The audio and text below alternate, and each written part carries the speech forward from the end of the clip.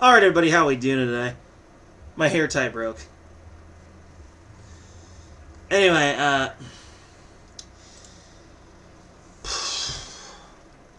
this, again, is from RT or Ruptly, and this one's interesting, folks.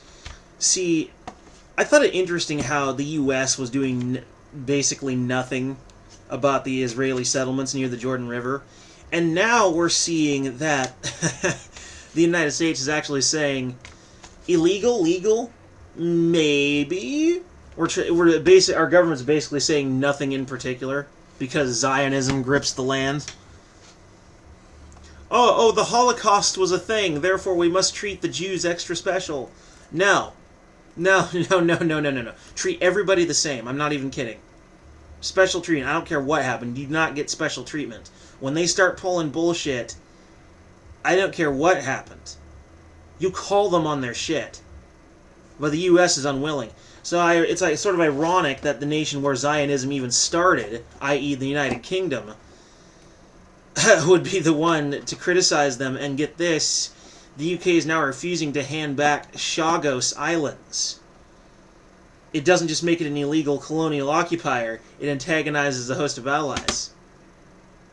British hypocrisy.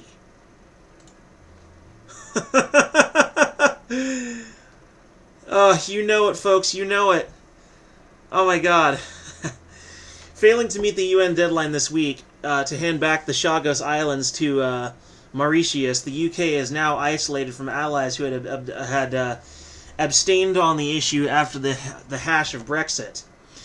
Mauritius is understandably miffed at the British government's refusal to hand back control of the disputed Chagos Islands, but help may just come from an unlikely source and see them finally win their long-sought Czechs-it from colonial control.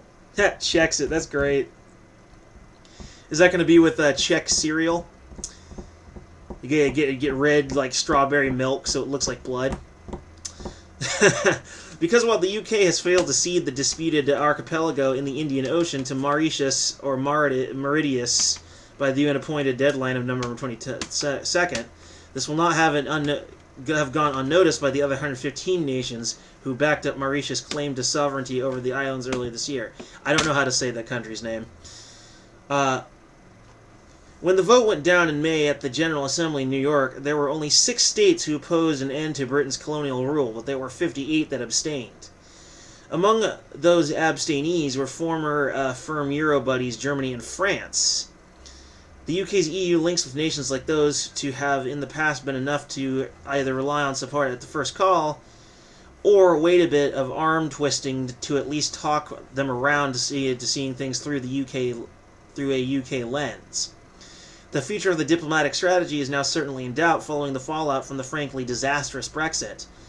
Could well see allies who were formerly abstainees turn into votes against a UK position, having finally become sick of the legendary British obstinacy. Well, as far as I'm concerned, their hypocrisy is exposed if they can justify criticizing and talking to Israel when they're literally doing the exact same shit. You know, glass houses and such. But honestly, I had a lot of respect for Britain.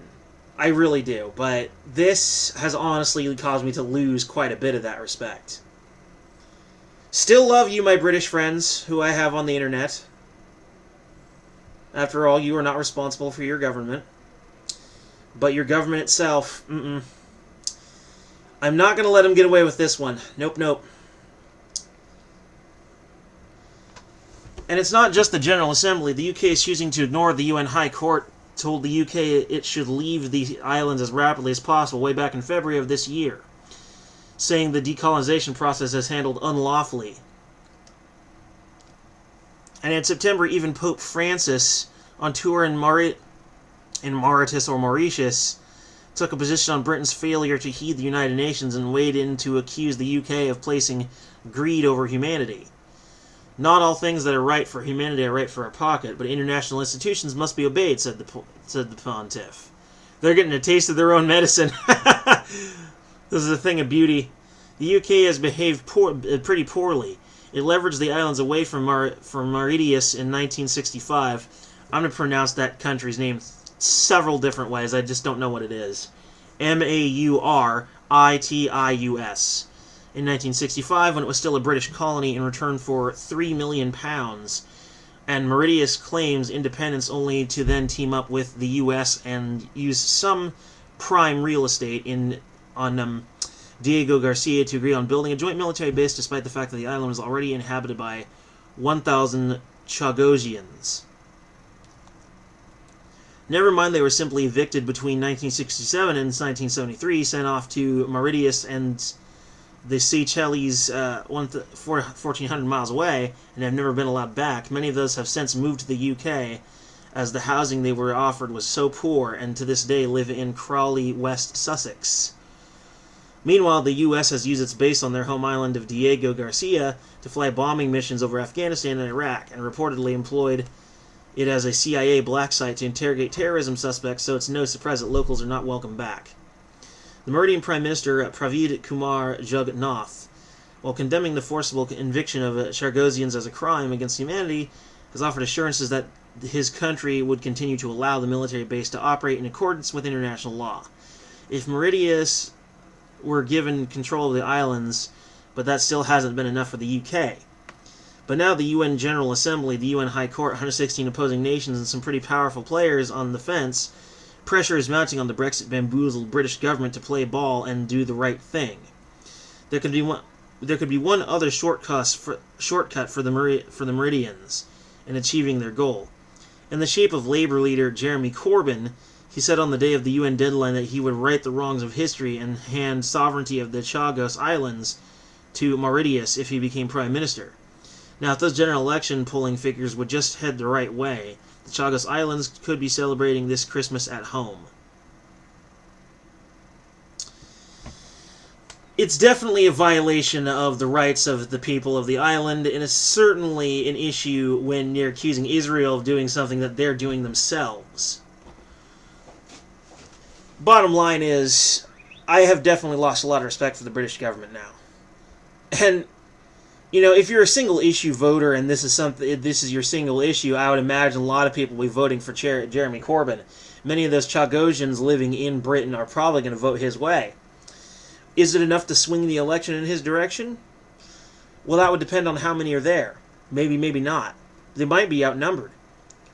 Adding themselves to the Jeremy Corbyn side is certainly going to add up in the end.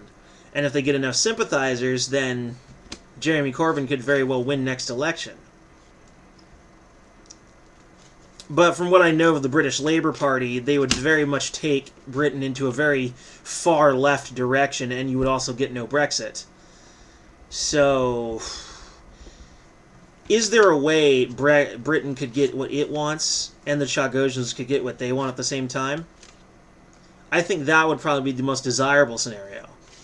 And for that, you would have to maybe petition Boris Johnson or convince Boris Johnson to hand the island back. And for that, you would obviously need a lot of influence. The United Nations could talk him into it, I suppose. But there's no guarantee of that. It's kind of a rock and a hard place, but it definitely exposes a certain hypocrisy. I suppose if enough critics really get to Johnson, he might make that decision, and I hope he does. Either way, it's definitely a moral oversight. It's a lapse. It's a moral lapse, and it's unethical. Good old colonialism. Well, your looming shadow never cease to cast itself over us. Anyway, peace.